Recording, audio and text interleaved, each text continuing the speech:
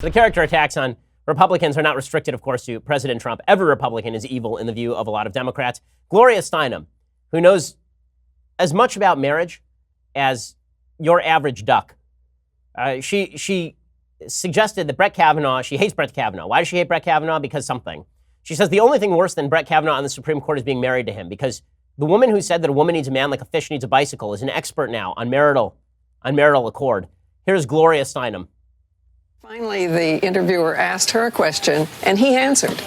I mean, she opened her mouth, but nothing came out. That moved right in. That says it all, right? I mean, the one thing worse than having him on the Supreme Court is to be married to him.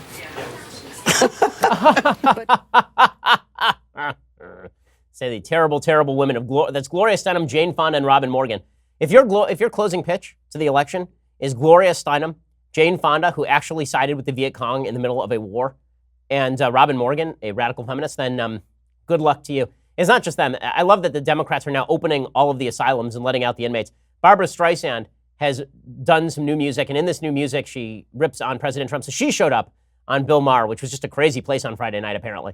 She showed up and she said she can't sleep nights because living in Malibu in a palatial estate that she tried to sue a photographer for taking an aerial photograph of, being extraordinarily wealthy and being able to perform songs for a living, she can't sleep nights because Donald Trump is the president of the United States, and that means end of world for people like Barbra Streisand. What I love about Barbra Streisand is every 2 years she says, if Republicans win, I'm going to move to Canada.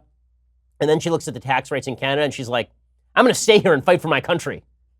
So here's Bill Maher with Barbra Streisand. It's so on my mind. Trump is so on my mind. You channeled it into That's this right. I couldn't sleep album. nights. And so I was thinking, oh my God, now the photographs in my head, the pictures, the children being ripped out of the arms of their parents. Okay, so yes, I'm sure that she was very deeply worried about the children being ripped out of the arms of their parents when it was Barack Obama doing it.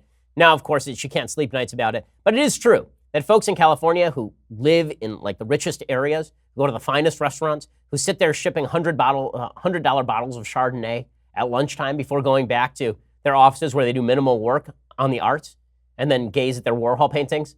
Like, those people are so upset about Trump because in the end, these elections are really about character. And unfortunately, no one has any. So that's what it's become. It's become a referendum on character. Everybody thinks the other side is evil and nobody is able to make anything like a compelling political argument for their positions. There's that.